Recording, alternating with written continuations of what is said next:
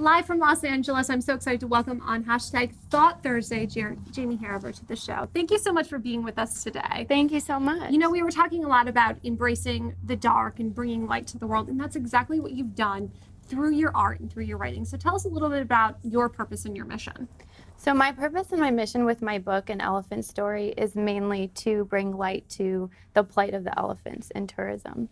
So I focus a lot on what's happening in Asia, the tourism there. But a lot of people don't know maybe what is happening. Yeah, so tell us. So a lot of what's going on is young elephants are taken from their mothers, oftentimes from the wild. So that just like really gets me. Even though I'm not a mother myself, I understand that connection. And I know that elephants have an extremely high level of emotional intelligence, and they're extremely familial. So when they're, I'm sure you're all aware of poaching, but it tends to go along with poaching. So when the elephants are poached, they typically take the babies, and they usually go on the black market for about 10 grand. So it's really desirable to get the babies.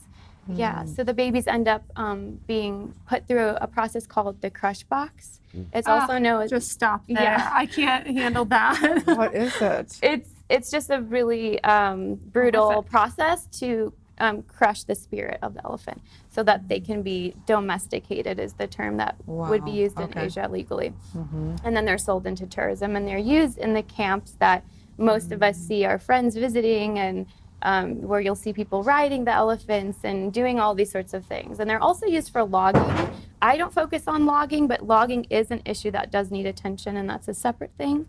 But my book focuses a lot on how we can be better consumers when we're traveling and choosing entertainment. So what does that look like? How can we not support the people that are abusing the animals? The best thing to do is to support the people who are doing it right, because there's a lot of amazing initiatives happening in Asia. So Lek Chylard, you might be familiar with her, and Elephant Nature Park.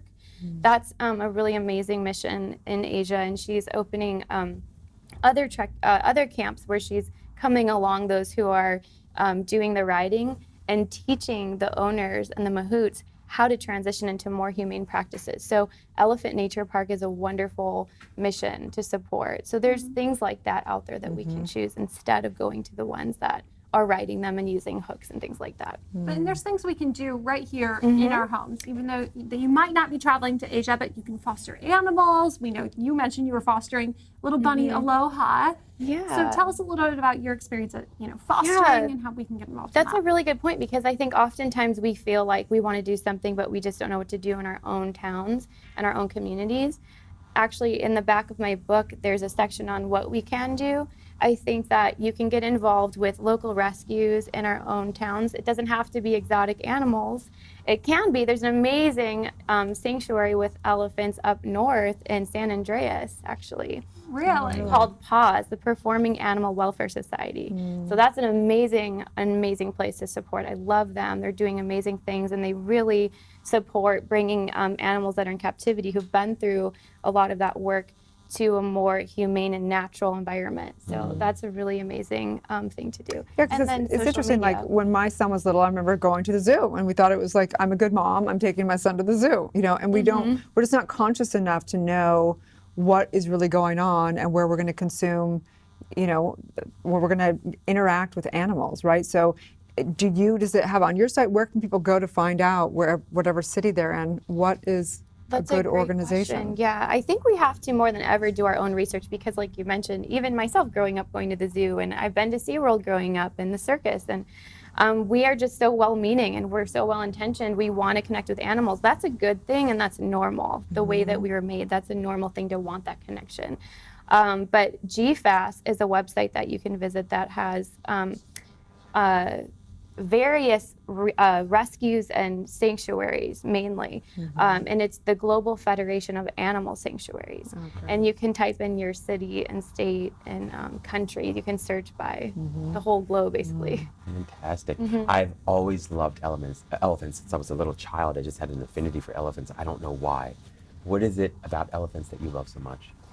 It's really interesting that you weren't sure why. I've actually connected with so many amazing people through this work that I've done. It was about a year of doing art, and I really believe that they have brought us together, the elephants. And one of my favorite artists, who's here in LA and does a lot of abstract art, Matt Shapira, he's an amazing mentor to me.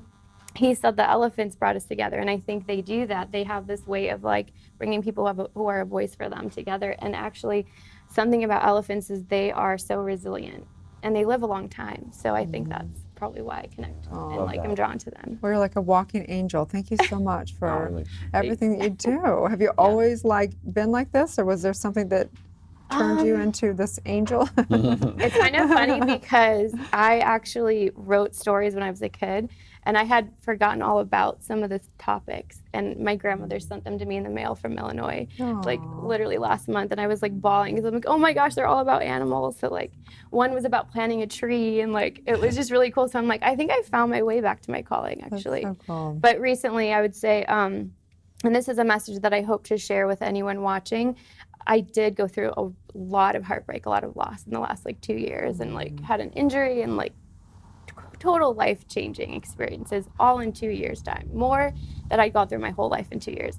And this is the product of that. So a lot of good has come out of that. Yeah, we totally believe in transform the suffering into your calling. So clearly you found yours. So thank you for all your gifts and bringing your light to the world. Where can people find you? Thank you so much for having me. I like you guys inspire me too. I've been watching your show, and I think it's really needed what you guys are doing. Thank you. Thank you. Where can people find and follow your journey? So you can find me on Instagram and Animal Slavery, and it's separated by underscores. And then I have a website too that's endanimalslavery.net. Fantastic. Thank you so much. Yeah, Stay tuned. We'll be back with more on Good Morning La La Land.